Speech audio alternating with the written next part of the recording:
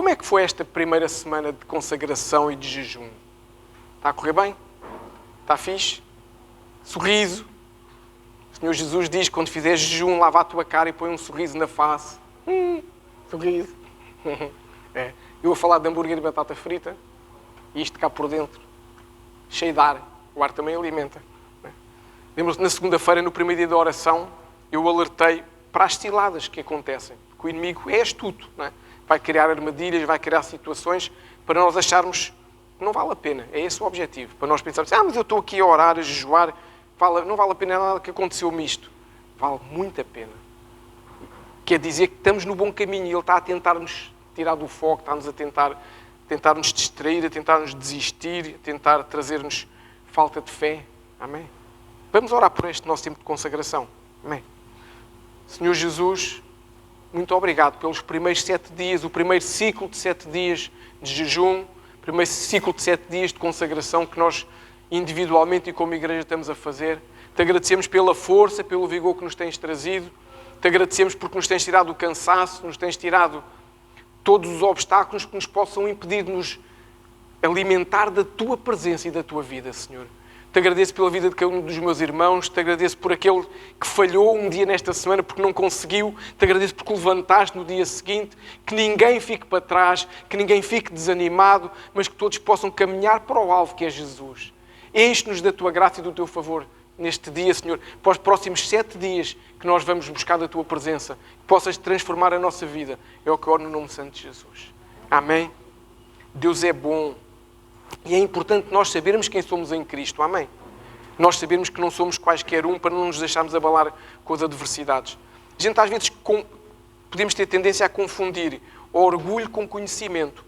Eu saber quem eu sou em Jesus Cristo, como o Senhor nos diz em Pedro, que eu sou embaixador de Deus na terra, não faz com que eu ande arrogante nem orgulhoso, faz com que eu ande com a responsabilidade de ser testemunha de Jesus. Mas também saber que o inimigo não tem poder contra mim porque Jesus está no meu coração. Amém? A gente não se pode esquecer disso.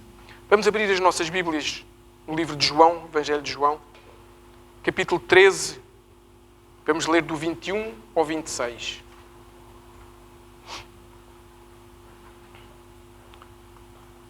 É o último dos 4 Evangelhos. João 13, vamos ler do 21 ao 26. Diz lá assim: Tendo Jesus dito isto, turbou-se em espírito e afirmou, dizendo: na verdade vos digo que um de vós me há de trair. Então os discípulos olhavam uns para os outros, duvidando de quem ele falava.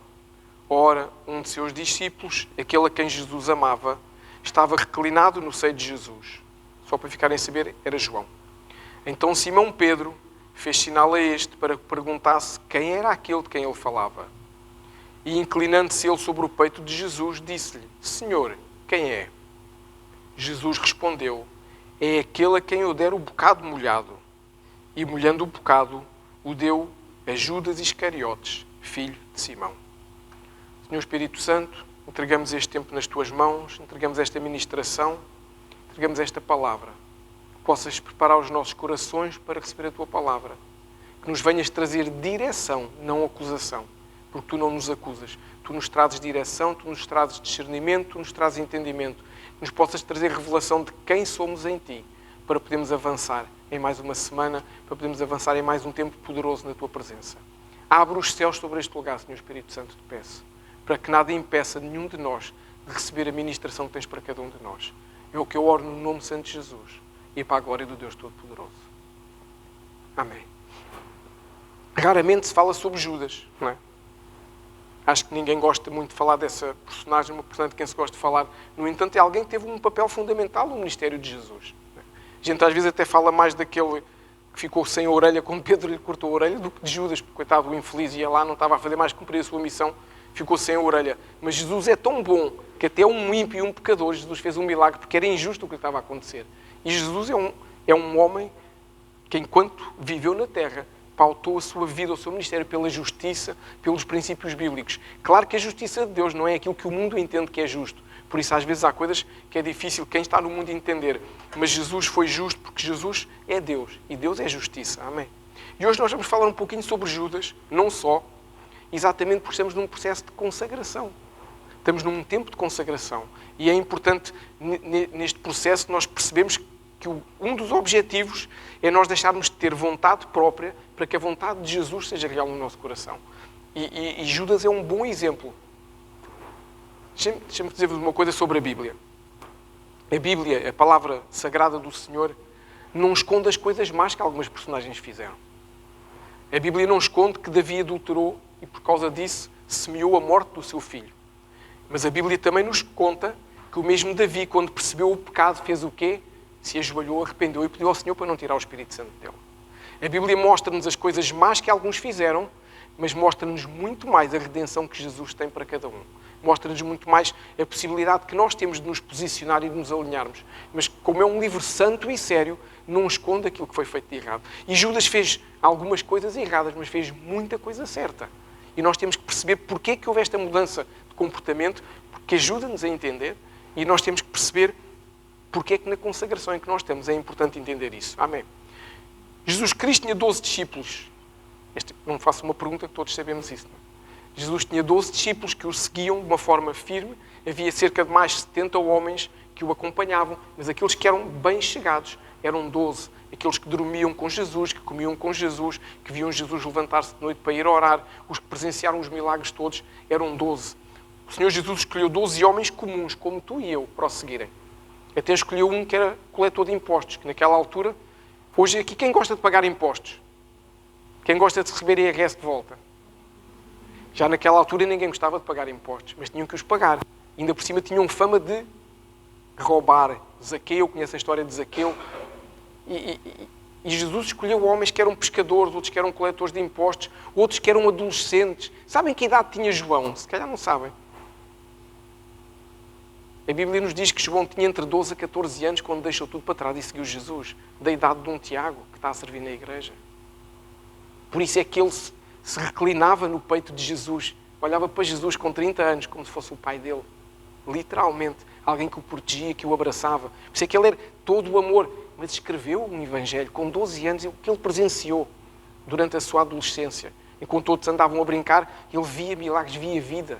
Jesus faz isso em cada um de nós. Pega em cada um de nós que não sabe nada de nada e muda a nossa vida para fazermos coisas interessantes com Jesus. E o ministério de Jesus impactou o mundo através de uma criança, de um jovem como João e de alguém mais velho como um Pedro, que era pescador, um profissional, no bom sentido, um homem conhecedor que toda a gente respeitava. Jesus escolheu aqueles que tinham um coração que lhes permitia ser trabalhado. E Jesus escolheu Judas. Primeira pergunta. Jesus se enganou alguma vez? Não. Mas escolheu aquele que o havia de trair. E daí? Jesus sabe todas as coisas. O que Jesus nos está a querer dizer hoje é que se Jesus nos escolheu para termos uma vida diferente, nós podemos ter percalços no nosso caminho. Podemos ter atitudes que não são as mais corretas, mas o Jesus que subiu à cruz é sempre o mesmo. Está lá à nossa espera, sempre que a gente entrar por um caminho errado, para lhe dizer, Jesus, me ajuda, que eu sei que não é isso que tu tens para mim e nem é isso que eu quero. Não estou a ser capaz. E se nós fizermos isso, o Senhor Jesus cuida de nós e nos ajuda neste tempo de consagração e não só. O ministério de Jesus teve como objetivo principal, claro, lembrar o mundo que há um Deus todo-poderoso, que além de Deus é Pai. Que naquela altura, o povo judeu, que amava a Deus sobre todas as coisas, olhava para Deus como um Senhor que está sobre o trono. Que está, mas não olhava para o Deus todo-poderoso como um Pai que ama. E Jesus veio mostrar, Ele ama-vos tanto, que me enviou. Eu vou morrer por cada um de vocês, mesmo aqueles que não me respeitam e não me conhecem, porque Ele vos ama. E aí começa a mudar um paradigma no mundo.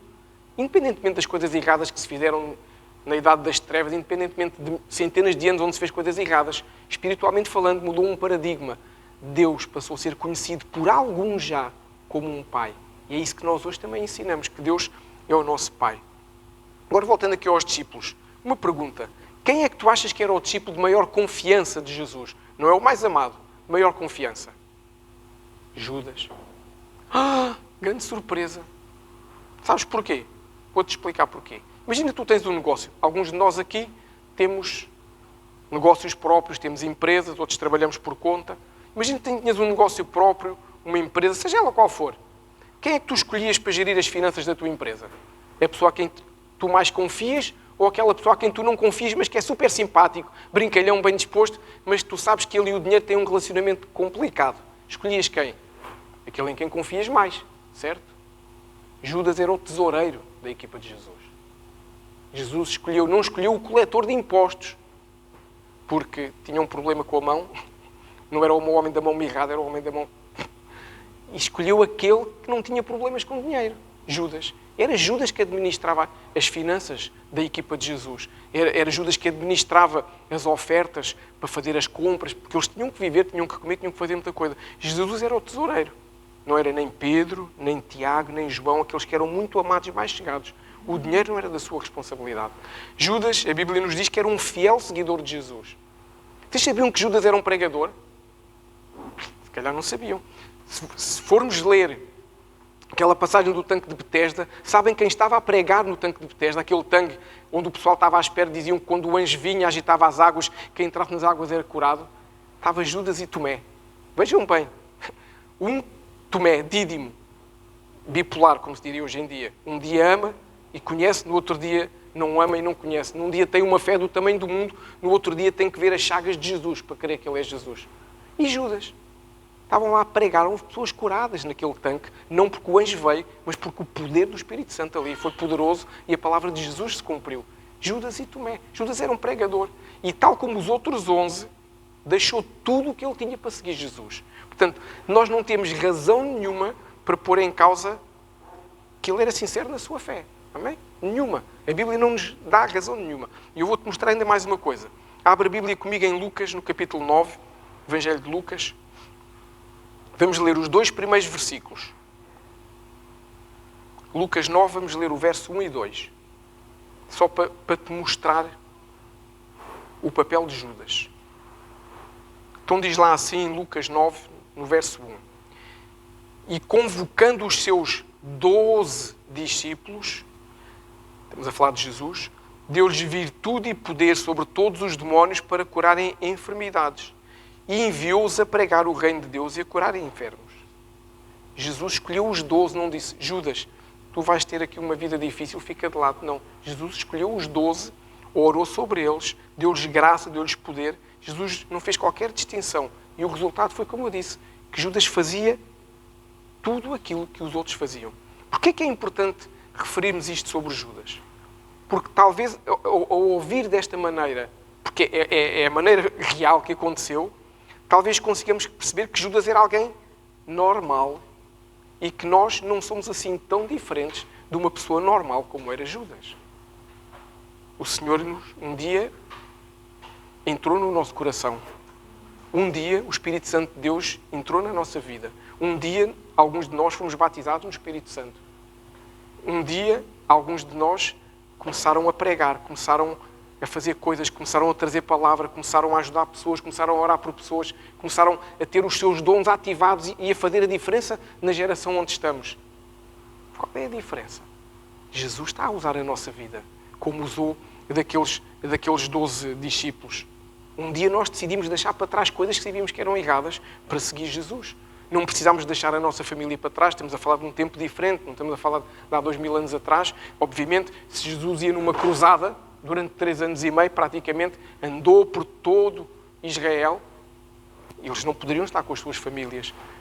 Nós decidimos deixar muita coisa para trás para seguir Jesus. Então Jesus confia em nós, da mesma forma que confiou nestes 12 homens. Jesus confia em nós, diz que somos o quê? Lá em Mateus 28, suas testemunhas. Aqueles a quem Jesus diz, quando vocês forem ao Pingo Doce, confio em ti que vais testemunhar e não vais roubar a maçã. Não tinha que vir a maçã à conversa, senão isto não tinha piada. Jesus escolheu-nos para sermos testemunhas deles quando estamos no trânsito.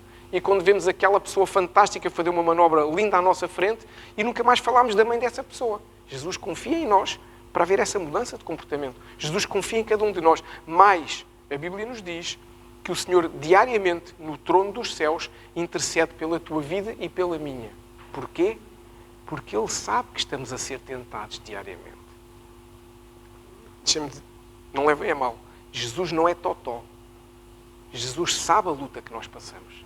Jesus sabe as dificuldades que temos com a nossa casa. Jesus sabe a dificuldade que temos no trabalho onde nós estamos plantados, que às vezes só não cheira a enxofre, mas aquilo parece o verdadeiro inferno na terra, o lugar onde nós estamos. Mas não é Jesus que vai mudar esse lugar, somos nós, amém? Com a nossa oração, com o nosso testemunho. Jesus sabe a tentação que nós temos, as dificuldades que nós temos. E Jesus sabe também que da mesma forma que Judas o traiu, nós também o podemos trair um dia. Por isso é que Jesus intercede por nós.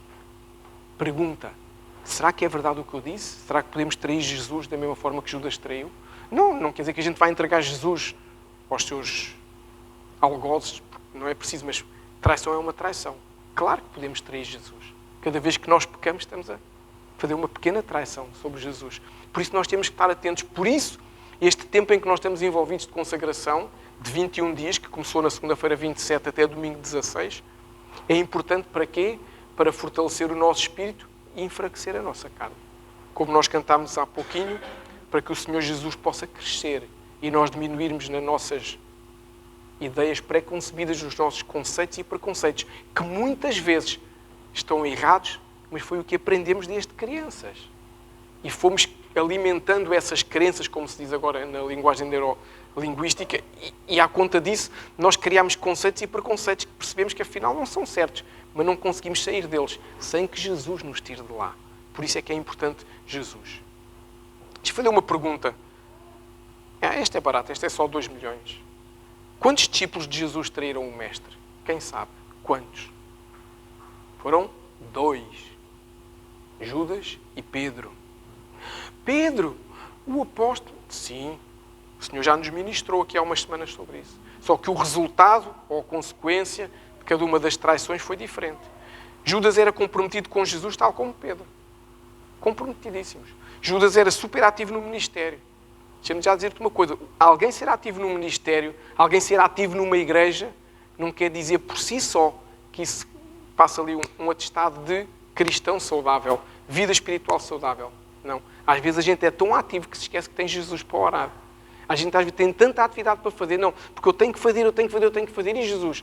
Não tenho tempo esta semana. No dia que a gente diz isto, é que a gente para pensar. Estamos completamente envolvidos em tanta coisa que faz com que a gente acabe por perder alguma espiritualidade saudável, que é importante, que é ter Jesus em primeiro lugar. O sermos muito ativos não nos torna mais ou menos saudáveis.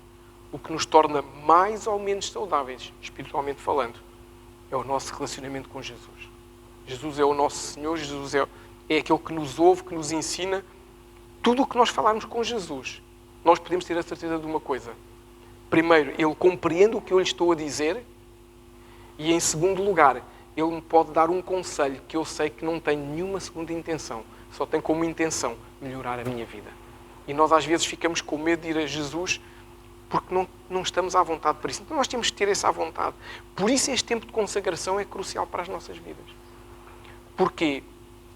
Porque quando nós criamos uma obrigatoriedade de jejuar, de ler a palavra, de ter um relacionamento com Jesus, ter um tempo devocional, um tempo de oração, isso vai nos obrigar a repensar a nossa vida e a forma como nós estamos a gerir o nosso tempo, porque é natural que com a correria da vida a gente tem tanta coisa para fazer que alguma fica para trás. E aquela que nós não vemos logo ali visível com primeira prioridade é o que fica para trás. Judas deixou algumas coisas para trás e o resultado nós conhecemos, traiu Jesus. Judas andou junto de Jesus, tal como os outros discípulos, durante cerca de 3 anos e meio. Foi o tempo que durou o ministério de Jesus. Judas estava presente quando Jesus ressuscitou Lázaro, quando Jesus mandou abrir o túmulo de Lázaro e ao fim de 4 dias Lázaro saiu de lá com vida, porque Jesus lhe trouxe vida. Judas estava presente quando se fez a multiplicação do pão e dos peixes e se deu de comer a cerca de 5.000 pessoas com uns pãezinhos e uns peixinhos que uma criança levava na sua mochila. Judas estava presente. Portanto, nós não podemos dizer que Judas não esteve presente. Judas viu tudo. Judas estava presente quando Jesus contava as parábolas, quando ensinava através das parábolas, quando mostrava o ensino. Aliás, Jesus contava as parábolas para o povo e depois tinha um tempo de discipulado especial com cada um deles a explicar. O que eu expliquei quer dizer isto. Ele dizia, o povo ainda não pode entender isto, mas vocês já podem. Ou seja, Judas esteve presente, ouviu isso tudo. Será que Judas não amava Jesus? Claro que amava. No entanto, traiu Jesus e entregou-o para ser preso. Jesus não amava Deus? Claro que amava, senão não tinha deixado tudo para trás. No entanto, isso não o impediu de trair Jesus e entregar Jesus para ser preso. Porquê? Porque Judas deixou o pecado entrar no seu coração e na sua vida e viveu com esse pecado. Não lutou contra esse pecado e não chegou ao pé do mestre e não lhe disse assim: Jesus, está difícil. Ou me ajudas, ou eu não vou aguentar. Judas não fez isso. Judas criou uma máscara em que tudo está bem. E Jesus, que sabe todas as coisas, foi vendo como é que ele iria avançando, foi vendo como é que as coisas iriam acontecendo. Porque Jesus sabia que, na verdade, no coração de Judas, ele não tinha vontade de mudar. E o que aconteceu, e que nós percebemos entender através de Judas, é que Judas não conseguiu suportar o ataque implacável que Satanás fez sobre a vida dele. Satanás sabe onde é que tu és forte e és fraco. Satanás sabe onde é que eu sou forte e eu sou fraco. Deixa-me dar-vos um exemplo claro. Graças a Deus não tenho nenhum problema com nenhum vício, sei lá, seja de álcool ou de tabaco ou o que é que seja. Graças a Deus não tenho nenhum problema desses.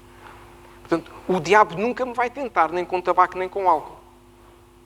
Porque sabe que eu não vou fumar e sabe que se eu beber um copo de vinho à refeição, bebi, está bebido, está fechado. Bebo mais Coca-Cola ou água ou sumo do que... Sabe que não é por aí. No entanto, se eu tivesse um problema, que graças a Deus também não tenho, se eu tivesse um problema com o vício do jogo, eu ia ter raspadinhas à porta de casa, que alguém ia deixar. Que bênção, sai de casa, lá uma raspadinha. E depois, a partir dali, vou comprar mais uma. E depois vou comprar mais duas. E depois vou comprar mais três. Ou seja, o diabo sabe aquilo onde eu sou fraco. Onde eu sou fraco, ele vai-me atacar. Onde tu és fraco, vai-te atacar. Ele é esperto, ele anda cá há muitos anos. E ele sabia qual era a fraqueza do coração de Judas. Ele sabia qual era a fraqueza dele. Então, atacou de uma forma implacável. E Judas achou que tinha tudo controlado. E não aguentou. Por isso, se tu és tentado ou tentada, e às vezes é difícil, não és só tu. Ele já fez isto no passado. E vai continuar a fazer, porque é a estratégia de nos levar para a perdição. E nós sabemos que muitas vezes o ataque vem de uma forma que nós não conseguimos sequer imaginar. Deixa-me dar-te um exemplo que tu sabes e provavelmente viveste isso. De 1 a 31 de março, nós fazemos todos os anos o mês das famílias. Oramos e jejuamos pelas famílias. Temos a oração todos os dias por cada família da Arca, por cada família que nos visita, por cada família, pelas nossas parentelas. Foi algo que o Senhor colocou no nosso coração. Eu acho que posso falar sem me enganar. Acho que não houve uma família da Arca que não fosse atacada em março. Acho que não me estou a enganar. Umas mais forte, outras menos forte. O ataque foi implacável. O Senhor foi bom que nos manteve firmes. O Senhor foi bom que nos guardou. O Senhor foi bom que não permitiu que fosse nada além das nossas forças. Agora tu dizes assim, então mas estavam em oração e ele atacou. Claro. E nós estávamos a ficar fortes. Ele ia tentar desestabilizar-nos. Foi isso que ele fez com Judas e é isso que ele faz diariamente. Por isso eu comecei hoje dizendo como foi a semana de consagração. Foste atacado em alguma área? Às vezes é uma conversa parva que a gente tem em casa. Às vezes é uma conversa parva que a gente tem no trabalho. São sementes que o inimigo vai tentando lançar para ver se aquilo colhe e nós ficarmos em dúvida, ficarmos sem saber se vale a pena, ficarmos sem saber o que acontece ou o que não acontece. E quando nós lançamos na dúvida, já estamos exatamente como Judas. Judas podia ter tido um posicionamento diferente. Nós hoje sabemos o que o Senhor nos diz em Tiago 4,7, que diz: resisti ao diabo e ele fugirá de vós. A Bíblia nos ensina o que fazer, a Bíblia nos ensina a resistir à tentação, nos ensina a resistir à vontade de fazer aquilo que não é certo.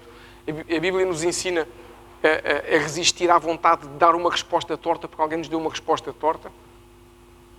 Aqui entre nós, que ninguém nos está a ouvir, a gente pode pensar assim, então mas se a minha mulher ou se o meu marido me dá uma resposta torta, qual é o mal de eu lhe dar uma resposta torta? O mal é que eu estou a pagar na mesma moeda. E estou a entrar numa espiral que não tem fim. Quando a Bíblia nos diz 2 mandamentos. Amarás ao Senhor teu Deus sobre todas as coisas e ao próximo como a ti mesmo. Deixa-me fazer uma pergunta. Tu vais ao espelho mandar bocas para ti próprio? Se vais, dou-te já um nome de um médico, pode dar umas coisas todas para acalmar. A gente não faz isso. Então porquê é que a gente faz à esposa ou ao marido? Se ela teve a infeliz ideia ou se ele teve a infeliz ideia de dar uma resposta torta, o que é que eu tenho que fazer? Não fales assim que não é preciso, mas eu amo-te na mesma. E acabou logo ali o tema, podem ter certeza absoluta. E sabem quem é que fica contente? Ela ou ele, porque percebeu, eu já tinha feito aqui uma ganda mancada, mas isto, graças a Deus, está-se a compor. E às vezes são coisinhas simples, mas isto depois cria um grão de areia na engrenagem que é o nosso casamento. Sabem qual é a engrenagem mais complicada da vida? Não é os carros, não é o diferencial dos carros, é o casamento. Porque a gente às vezes deixa lá entrar umas pedrinhas e aquilo não roda. E quando aquilo não roda, é complicado, aquilo parte. E se aquilo se parte, é muito difícil nós podermos recuperar. Amém? Então, Judas, voltando aqui a Judas, qual era o pecado que Judas tinha? O dinheiro. Aquele homem que era tão sério e de tanta confiança, começou a ver muito dinheiro no alforje. E aí achou que poderia fazer outras coisas com o dinheiro, além de usar a gestão financeira da equipa de Jesus, vamos chamar assim.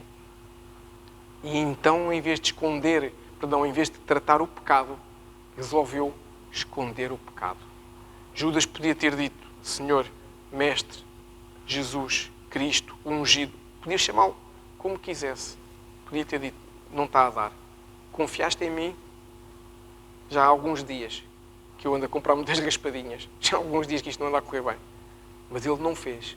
Ele escondeu o pecado. E quando ele escondeu o pecado, em vez de o tratar, fez o quê? Abriu a porta. E o diabo pôde entrar nessa fortaleza que era a vida dele, que estava seguro em Jesus, e fez a festa. E começou-lhe a colocar ideias na cabeça. Sabem quais foram as ideias que o diabo colocou na cabeça de Judas? A Bíblia não nos diz de uma forma clara, mas se nós conhecermos o contexto social e cultural da altura, nós conseguimos perceber o que entrou na cabeça e no coração de Judas, porque os outros discípulos também pensaram a mesma coisa e nós temos esses relatos. Começaram as dúvidas. Então, este Jesus diz que vem para nos libertar, mas os romanos continuam a mandar nisto. Porque ele não tinha percebido que a libertação era um reino espiritual, não era um reino físico. Continuamos a ser subjugados pelos romanos. Aí ele agora diz que vai morrer.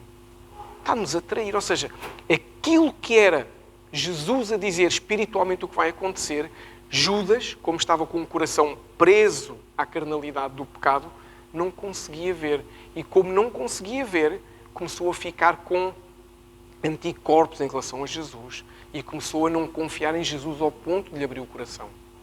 Lição para nós: nunca criemos anticorpos contra Jesus. Jesus é o nosso melhor amigo, o nosso amigo mais fiel, aquele a quem nós podemos pedir ajuda, aquele a quem nós podemos chegar e, com toda a transparência, dizer: fiz a asneira, me ajuda. E Judas não fez isso. E connosco não é diferente. O diabo pode atacar-nos, mas só ganha acesso quando nós abrimos a mesma porta que Judas abriu. Qual é essa porta? É a porta do pecado. Enquanto nós tivermos a tentação e formos pedindo ajuda ao Senhor para lidar com a tentação, enquanto formos resistindo, o diabo não tem poder sobre a tua vida nem sobre a minha vida. Amém? Então repete assim comigo: o diabo não tem poder sobre a minha vida. Amém. É a Bíblia que nos diz isto. A Bíblia nos diz que e o Senhor já nos ministrou sobre isso, é como se fosse um muro sobre a nossa vida, que do lado de fora não se pode quebrar, portanto ele não pode quebrar, mas nós podemos quebrá-lo do lado de dentro através do nosso comportamento da nossa vida. E se nós o quebramos do lado de dentro, a serpente, a mesma que entrou no jardim do Éden, pode entrar e pode fazer a festa. Então se nós não abrirmos essa porta, se não rasgarmos esse muro, isso não acontece. Porquê é que é importante este tempo de consagração? Para nós estarmos atentos e, entre outras coisas, fecharmos as portas todas ao bicho. O bicho não entrar na nossa casa, não entrar na nossa morada, não entrar na nossa vida de forma nenhuma. E percebermos, através deste tempo de consagração, quais são as portas que podem não estar a fechar bem e nós fechámos-las de uma vez por todas. Pum, pum, pum, para ele não vir sobre a nossa vida. E nós podemos viver bem. Qual foi a diferença da traição de Judas e de Pedro? Lembra-se que eu disse que dois discípulos traíram Jesus. A diferença da traição de um e de outro tem um nome, que se chama arrependimento. Pedro arrependeu-se e Judas não se arrependeu. Repete assim comigo: arrependimento. Se nós conseguimos entender o poder do arrependimento, nós conseguimos perceber que não há asneira que a gente não faça, que o Senhor não tenha amor e longanimidade sobre a nossa vida para nos poder perdoar e nós podemos recomeçar. A Bíblia nos diz que o Senhor foi preso, não é? Foi levado para o cenáculo e Pedro negou Jesus 3 vezes nessa noite. Pedro traiu Jesus 3 vezes nessa noite. Aliás, Jesus tinha-lhe dito, até ao cantar do galo vais-me negar 3 vezes. E Pedro, com aquele ar que ele tinha, quase disse assim, Jesus, estás a brincar comigo? Eu? Aquele que andou na água contigo? Não, não vai acontecer. A verdade é que ele negou Jesus 3 vezes. Porquê? Porque teve medo de ser preso. Porque teve medo de lhe acontecer o mesmo que aconteceu com Jesus. Só que, depois de trair Jesus, quando percebeu aquilo que tinha feito, ele se arrependeu e a Bíblia nos diz que Pedro chorou amargamente. Arrependido. Se ele pudesse voltar atrás no tempo, apanhar o carro do regresso ao futuro lá do McFly, ele entrava no carro, voltava atrás e não negava. Mas já está feito. Nós não podemos mudar as nossas ações. Nós podemos, é o quê? Corrigi-las posteriormente. O pecado corrige-se com arrependimento. Nós não podemos, se eu for ao Pingo Doce e aquela maçã brilhante saltar para a minha mão quase por magia, eu não posso, depois de sair do Pingo Doce, dizer que não o fiz. Posso é arrepender-me e ir lá e pagar. Ou seja, nós não podemos voltar atrás no tempo. O resultado de Pedro se ter arrependido e ter chorado amargamente é que Jesus contou com Pedro para estabelecer a sua igreja. E Jesus lhe diz, Pedro, apascenta as minhas ovelhas. Jesus não olha para nós a pensar na asneira que fizemos, olha para nós a pensar no futuro grandioso que podemos ter com Ele. Amém. Jesus não chegou ao pé de Pedro e disse assim, Pedro, negaste-me 3 vezes, então agora tens que andar aí de joelhos 3 quilómetros. Não. Meu querido, eu amo-te de uma forma tão grande que tu não consegues imaginar. Apascenta as minhas ovelhas. É assim o meu Jesus. É assim o Jesus da Bíblia. É assim o Jesus verdadeiro. O nosso erro já está. Se há arrependimento, isso não interessa. A Bíblia nos diz que o Senhor joga os nossos pecados no lago do esquecimento e nós avançamos com Jesus. Então, quando Judas não se arrependeu, o resultado foi que todos nós conhecemos. Pedro arrependeu-se, continuou uma vida com Jesus. Judas não se arrependeu. A Bíblia nos diz que Judas se suicidou porque não conseguiu lidar com o peso do pecado, com a condenação. Vejam bem, o mesmo que o atacou para lhe fazer entender que ele sabia todas as coisas e que não precisava de Jesus, foi o mesmo que o acusou para ele morrer. Portanto, nunca ninguém nos possa dizer que o diabo tem alguma coisa boa para nós, porque não tem. Ele usa todos os subterfúgios, mas no dia em que puder pisar-nos e ajudar-nos a condenar-nos, ele vai fazer isso. Jesus é completamente diferente. Não interessa qual a traição que eu faça. Jesus me dá um abraço e me diz, eu te tiro daí porque eu sou o teu irmão mais velho. Esta é a diferença do amor de Deus que nós temos que entender e perceber. Então, neste tempo de consagração que estamos a viver, o arrependimento é algo em que nós devemos estar a trabalhar. Amém? E vocês agora podem dizer assim, pastor, podias ter dito isso a semana passada, então assim, já não pregava hoje. Cada um destes domingos eu tenho a certeza que o Senhor nos vai dizer coisas importantes para nos ajudar neste tempo de consagração. E nós temos que ir percebendo e estarmos atentos. E o arrependimento é algo em que nós devemos trabalhar. Nós estamos a fazer um jejum, aqueles que conseguem, os que podem, uns fazem jejum mais intenso, outros menos intenso. O jejum, como eu disse no domingo, é para desentulhar a nossa incredulidade, para abrir os nossos olhos espirituais, para nós crermos no Deus que liberta, que cura, que salva, no Deus que fez o cego ver e o coxo andar. É esse Deus em que nós queremos. E às vezes o mundo entope-nos e nós ficamos incrédulos. A leitura da palavra é para nós termos mais conhecimento sobre Deus, aprendemos mais sobre Deus, mas é no tempo de oração que nós trabalhamos o arrependimento. É no tempo em que eu estou a orar com Jesus, é no tempo em que eu estou a pedir ajuda a Jesus, é no tempo em que eu estou a chorar com Jesus que eu trabalho o meu arrependimento e, claro, o meu perdão. Arrependimento e perdão são coisas que normalmente andam de mãos dadas. Se eu me arrependo, tenho o perdão do Senhor e muitas vezes quando eu estou neste processo de consagração, eu percebo que eu tenho que perdoar outras pessoas, eu percebo que tenho coisas na minha vida que estão aqui a ser carregadas numa mochila já há muito tempo e que é a altura de eu olhar a mim mesmo no espelho e dizer, Jesus, me perdoa para que eu possa avançar. E isso vai fazer com que eu tenha que liberar perdão sobre outras pessoas. E agora podes pensar assim, pastor, mas eu não tenho nada que me arrepender. Claro que tens. Todos nós temos coisas que temos que melhorar. Esse é um sofisma que o mundo nos tenta muitas vezes dizer, é que se eu sou feliz está tudo bem. Não. Se eu sou feliz, posso estar a ser feliz porque estou a fazer mal a alguém. E criei um ideal de felicidade na minha vida. A Bíblia não nos diz para sermos felizes.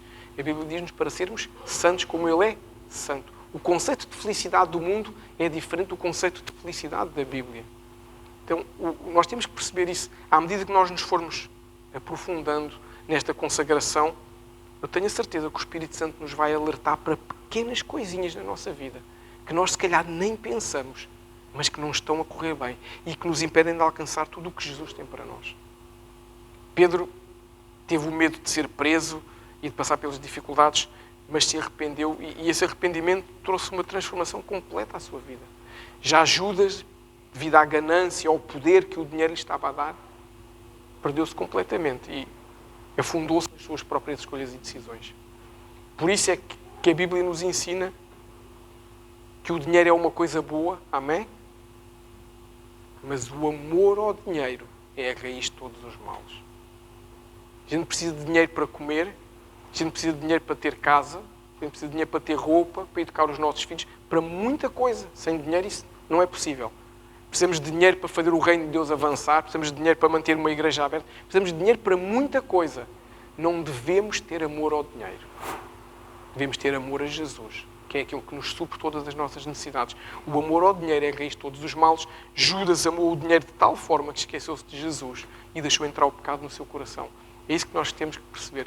Infelizmente, eu sei que há muita gente que prega o oposto na internet da vida e que nos diz que temos que ser ricos e poderosos e não sei quê.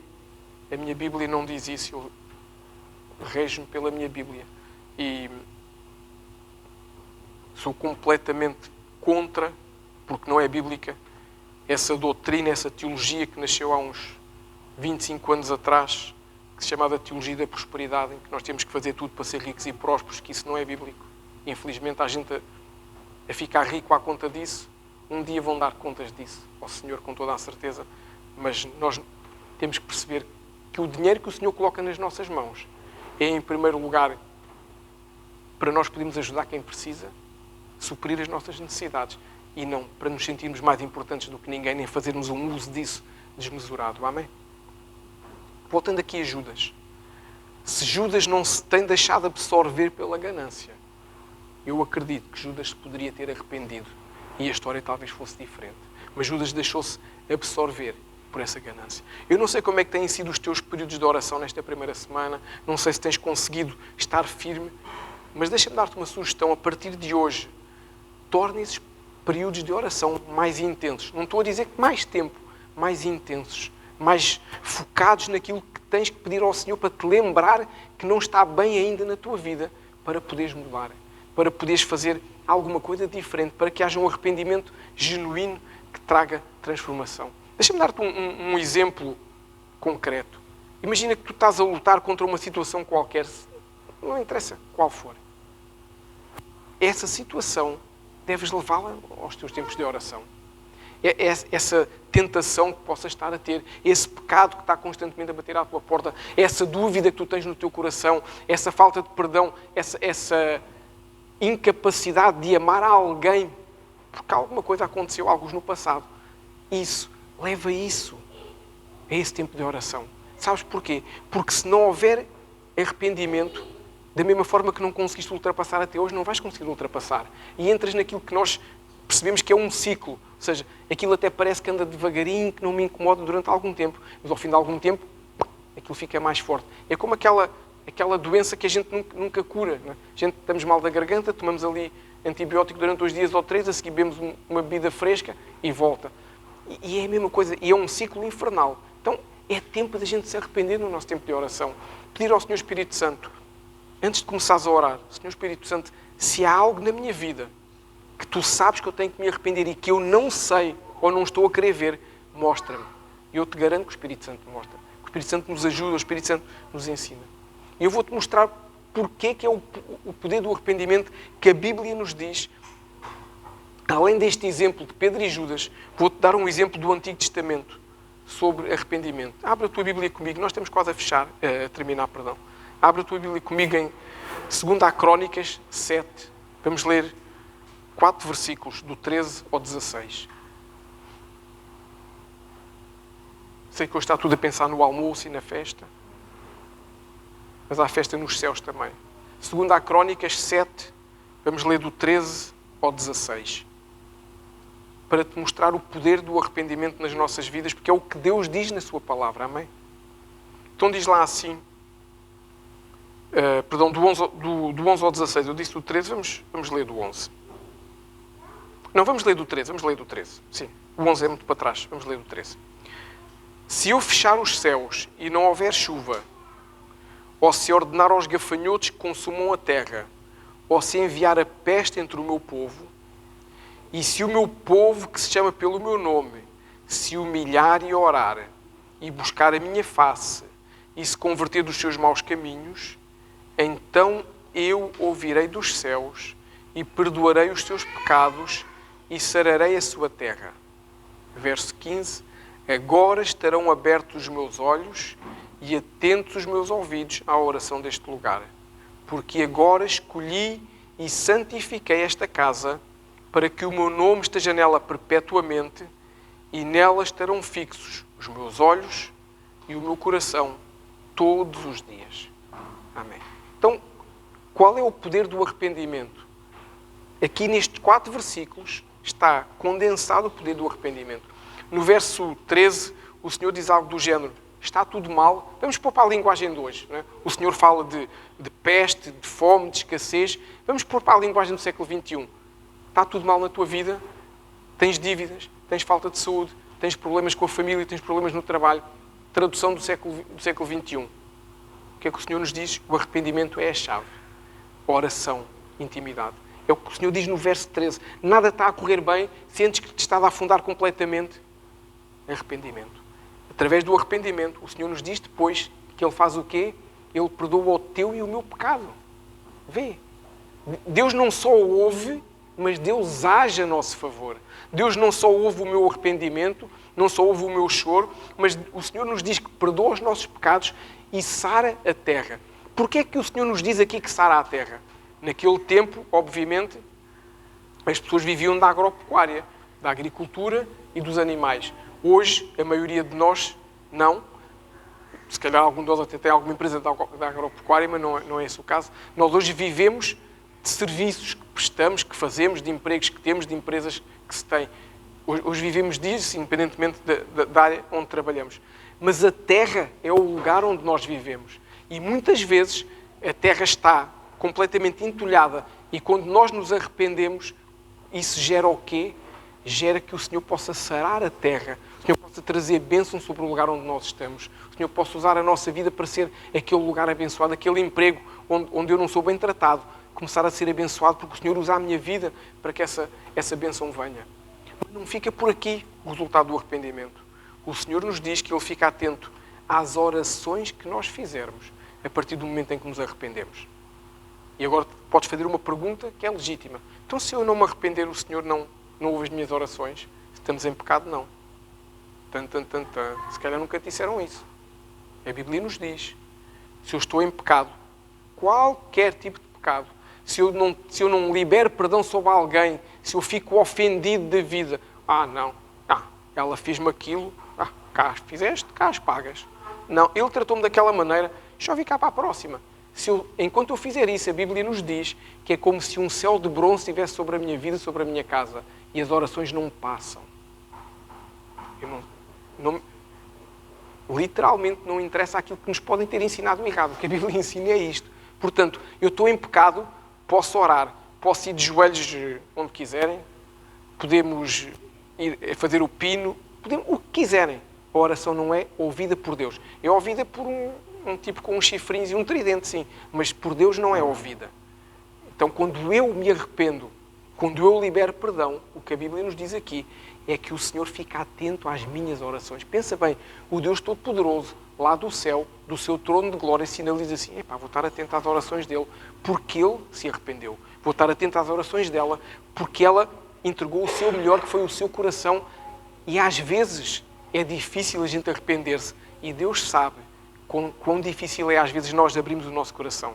Só que não fica por aqui. O Senhor diz no verso 16 uma coisa que é poderosa. Diz que santificará a tua casa e a minha casa. Para mim já podia terminar aqui. Mas ainda diz mais. Diz que os seus olhos estarão fixos em nós. Ou seja, a face dele, o rosto do Senhor, fica voltado para nós, para nos abençoar, para nos prosperar. Não estou a falar de finanças. Para nos prosperar em todas as áreas da nossa vida. E, acima de tudo, para estar de olho em nós, da mesma forma que estava de olho sobre os servos que ele diz na Bíblia, os meus servos fiéis, que eu os vejo, como ele dizia de Jó, que eu os vejo sobre a terra a passar.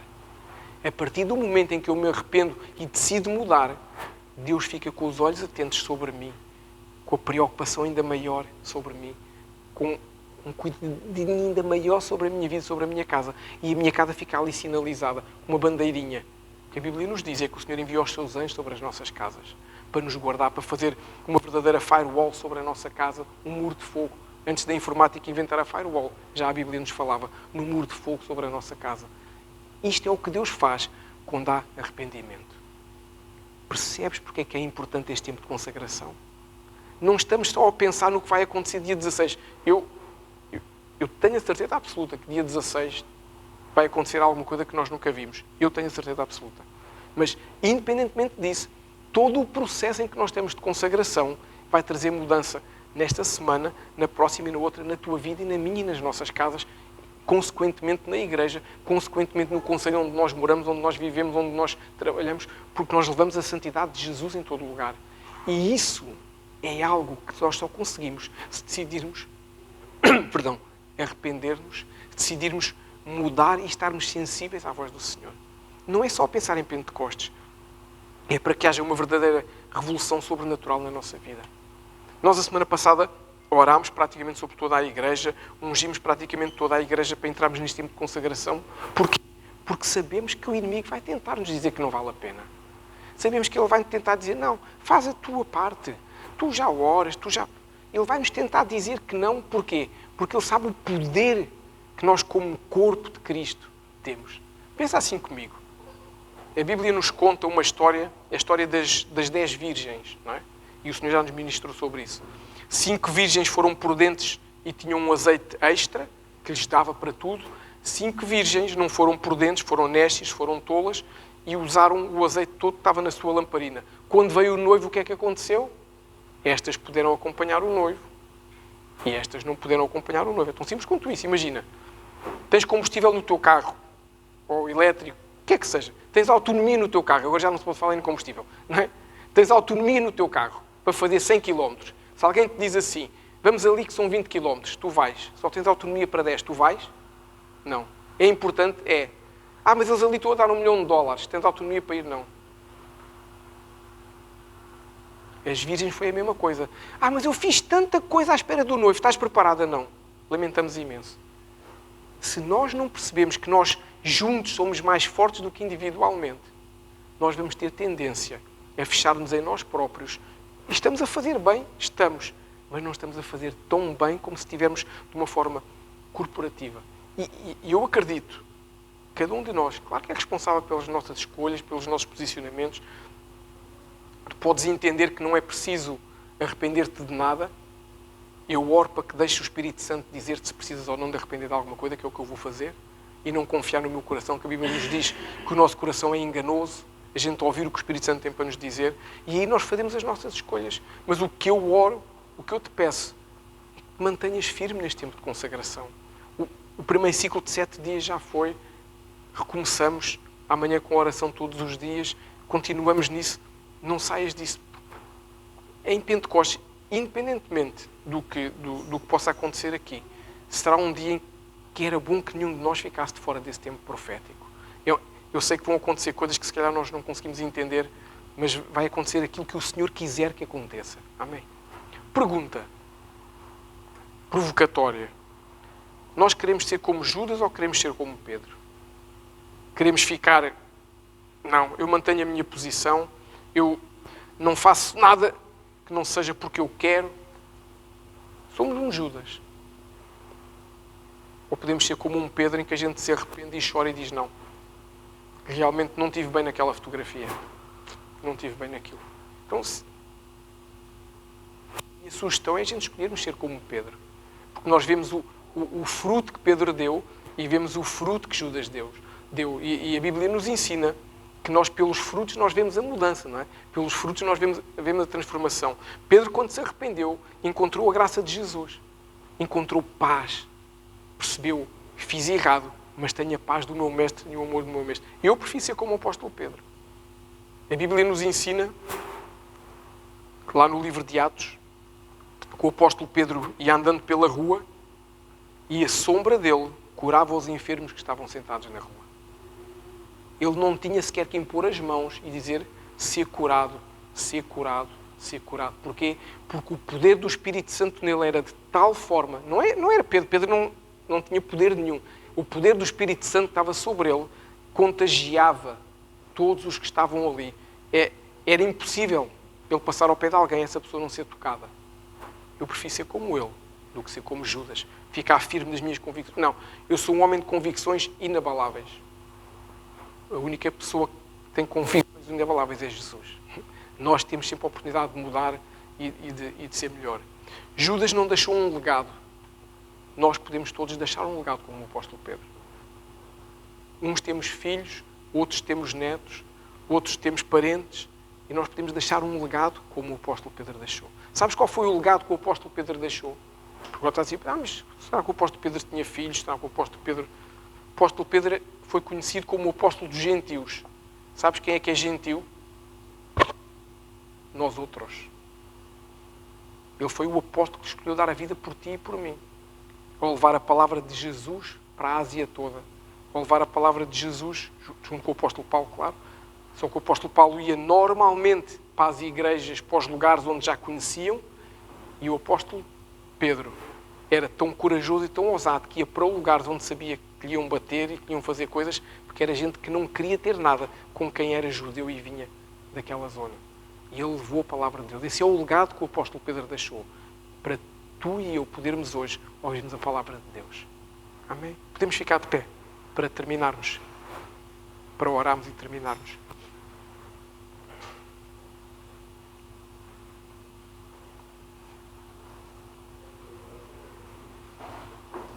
Da mesma forma que a semana passada... Não, da mesma forma não. A semana passada eu pedi para quem quisesse entrar no tempo de jejum e de consagração vir à frente para nós ungirmos e orarmos. Hoje não vou fazer isso porque nós já o fizemos. Não precisamos de repetições.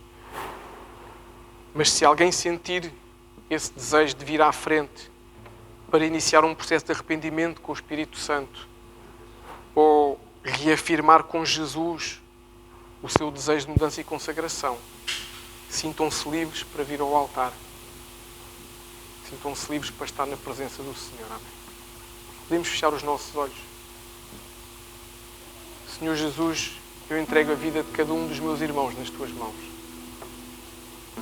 Te entrego a vida daquele que está mais convicto deste tempo de consagração, bem como daquele que tem dúvidas sobre este tempo de consagração. Te entrego cada vida, Senhor. Te entrego a vida daquele que hoje, aqui durante esta ministração, começou a sentir no seu coração o desejo, a necessidade de haver um arrependimento, de haver uma intensidade maior nessa proximidade contigo. E entrego aquele também, Senhor, que acha que não tem nada para mudar, não tem nada para arrepender. Somos todos intervenientes neste percurso, somos todos parte deste processo de consagração e de mudança. Eu te agradeço, Senhor, por aquele que já entendeu, por aquele que ainda não entendeu, porque sabemos que todos nós fazemos parte daquilo que tu tens preparado para este tempo. E a Bíblia nos ensina que nem o olho viu, nem o ouvido ouviu, nem jamais chegou ao coração do homem aquilo que Deus tem preparado para cada um de nós. E eu declaro isso sobre a vida de cada um dos meus irmãos.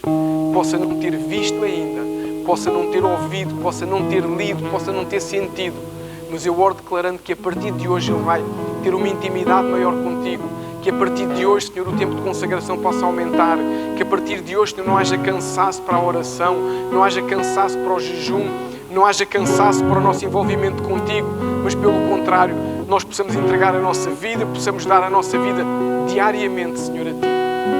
Enche-nos da tua presença, Senhor Espírito Santo. Possa haver arrependimento entre os casais, possa haver arrependimento entre pais e filhos, possa haver entendimento entre amigos, possa haver entendimento entre parentela, possa haver arrependimento entre irmãos na igreja, Senhor, para que o teu Espírito Santo possa fluir sem limitações. Senhor, não permitas que alguns de nós possamos limitar a tua ação nas nossas vidas. Nos rendemos a ti, Senhor. Não queremos ser homens nem mulheres que vivem isolados da tua presença, não queremos ser homens nem mulheres que estamos convencidos que nunca falhamos, que raramente temos dúvidas. Pelo contrário, hoje nos colocamos nas Tuas mãos declarando: não sabemos nada, Senhor. Vem encher-nos da Tua vida, vem encher-nos da Tua paz. Senhor, queremos deixar um legado como o apóstolo Pedro deixou. Se tivermos de pedir perdão de algo, que a gente possa fazer e não ficar como Judas, firme e inabalável nas suas convicções que levaram à sua morte e à sua acusação pelo diabo. Eu hoje declaro que o diabo não tem poder de acusar nenhum de nós. Eu hoje declaro que esse acusador não tem poder sobre as nossas vidas. E na autoridade do nome de Jesus, eu repreendo toda a palavra que ele possa ter lançado, seja por quem for, declarando que não somos dignos, declarando que não somos santos. Eu declaro que a dignidade do Senhor está sobre nós e a santidade do Senhor Jesus está sobre a nossa vida e sobre a nossa casa. Vem encher-nos do Teu amor, vem encher-nos da Tua graça, Deus. Que esta semana possamos aumentar até aquilo que são as nossas expectativas, porque eu sei, Senhor, Tu nos darás muito mais do que aquilo que nós podemos imaginar. Eu oro, Deus, por um entendimento melhor da Tua palavra. Eu oro por um entendimento melhor de quem Tu és. Que nós, como igreja, possamos envolver-nos de uma forma maravilhosa na Tua presença, Senhor. Que cada um de nós possa sentir esse abraço do Mestre. Que cada um de nós possa olhar para os olhos do Mestre e ver esse amor nos olhos de Jesus. Que nós possamos adorar-Te cada um dos dias desta semana, Senhor. Tirarmos tempo para ouvir a Tua voz, tirarmos tempo para Te adorar com as nossas próprias palavras, tirarmos tempo para ouvir os conselhos que nos tens para dar. Possamos fazer as renúncias certas, possamos renunciar ao mundo, possamos renunciar àquilo que o mundo promove, mas que não é o certo, e que possamos aceitar aquilo que o Senhor Jesus promove nos nossos corações. É o que eu oro no nome santo de Jesus e para a glória de Deus.